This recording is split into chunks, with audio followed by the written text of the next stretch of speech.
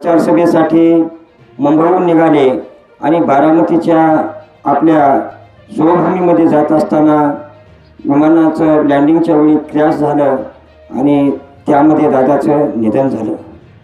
खरं तर दादा म्हणजे महाराष्ट्राचे दादाच होते. दादा या शब्दाला शोभेल असं त्यांचं वागणं होतं.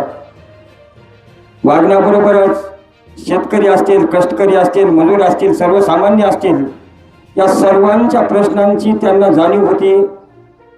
तळागाळातल्या समाजाचा ग्रामीण भागाशी नाळ जोडलेला एक अभ्यासू नेतृत्व ते होते. अभ्यासू गुण त्यांच्याकडे होते. खरं तर दादाने भल्या पहाटे 5-5:30ला आपल्या कामाची सुरुवात करायची. 1982 साली काका आदरणीय पवार साहेबांच्या बोटाला धरून समाजकारणात आलेले दादा, राजकारण करीत असताना समाजकारणात आलेले दादा यांनी खूप या महाराष्ट्रासाठी मोठे योगदान दिलं. या ठिकाणी फुले, शाहू आंबेडकर याच्या विचारावर 18 पगड समाजाला सोबत घेऊन अतिशय कामाळीने, प्रामाणिक आणि रोखठोकपणे या महाराष्ट्रात काम केलं. खरं तर महाराष्ट्राला आता पुढे जाण्यासाठी ज्या ज्या वेळी गरज असते, आताच या पूर्ववक्त्यानं सांगितल्याप्रमाणे त्यावेळी या महाराष्ट्राला शाप आहे. त्या ठिकाणी नेत्याने आपला घात केला आणि तसाच घात काल झाला आणि महाराष्ट्राच्या इतिहासात एक काळाकुट्ट दिवस म्हणून लिहिला जावा असा दिवस उजळला आणि दादा आपल्यातून निघून गेले. दादाने महाराष्ट्राच्या विकासात तर केलंच, पण एक सामाजिक एकोपा ठेवण्याचं या ठिकाणी मोठं काम केलं. आणि तळमळीने दादा प्रत्येकाला स्पष्ट आणि परखड बोलायचे. दादांनी कालही सांगितलं होतं किंवा राजकारण वंगळ आहे, आपल्या जमिनी विकून राजकारण करू नका, मुलं बाळं मोठे करा, लेकरं शिकवा. राजकारण करत असताना कुणी अशी रोखठोक भूमिका, स्पष्ट वक्तेपणा कुणीही करू शकत नाही. तो गुण दादाकडे होता. खरं तर दादा आपल्यातून निघून गेलेत हे जरी मला पटत नसलं तरी आपल्या सर्वांना ते मान्य करावंच लागणार आहे. आणि दादाच्या जाण्यानं खऱ्या अर्थाने या ठिकाणी महाराष्ट्र पोरका झाला आहे आणि पवार कुटुंबियावर आणि अख्ख्या महाराष्ट्रावर, तुमच्या आमच्यावर सगळ्यावरच दुःखाचा डोंगर कोसळला आहे.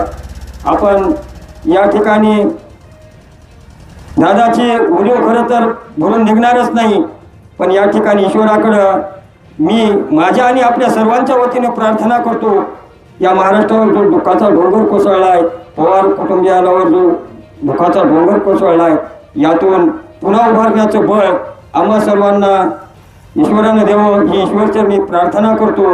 आणि दादांना या ठिकाणी माझ्या आणि आपल्या सर्वांच्या वतीनं भावपूर्ण श्रद्धांजली अर्पण करतो. ओम शांती.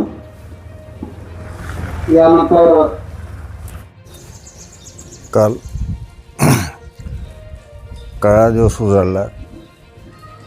महाराष्ट्र राज्याचे मुख्यमंत्री मुंबईहून बारामती येथे सभांना संबोधित करण्यासाठी बारामती विमानतळावर आल्यानंतर विमान धावपट्टीवर न उतरता बाजूला गेला आणि स्फोट होऊन दुर्दैवी मृत्यू झाला. दादासमेत इतर 5 लोक होते. सर्वांचा मृत्यू झाला. दादांचं स्पष्टोक्ती, धडाकेबाज, शिस्तप्रिय काम, प्रशासनावर पकड असणारा माणूस आपल्यातून निघून गेलेले.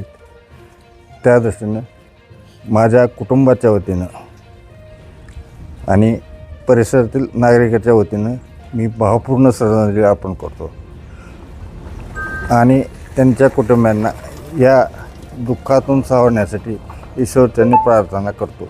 ओम शांती. आज आपण सर्वजण अत्यंत दुःखद अशा वातावरणात इथं उपस्थित आहोत. आपल्या महाराष्ट्र राज्याचे धडाडीचे व कणखर नेतृत्व व निर्णयक्षम असलेलं नेतृत्व महाराष्ट्र राज्याचे उपमुख्यमंत्री अजितदादा पवार साहेब यांचं काल विमान अपघातात दुःखद निधन झालं.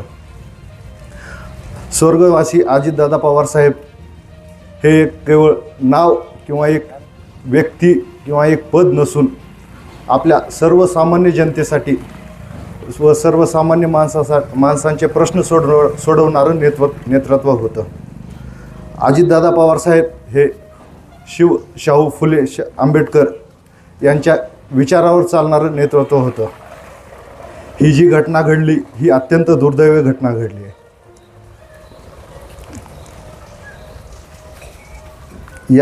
या घटनेमुळे संपूर्ण संबंध महाराष्ट्रात अत्यंत शोकाकुल असं वातावरण निर्माण झालेलं आहे.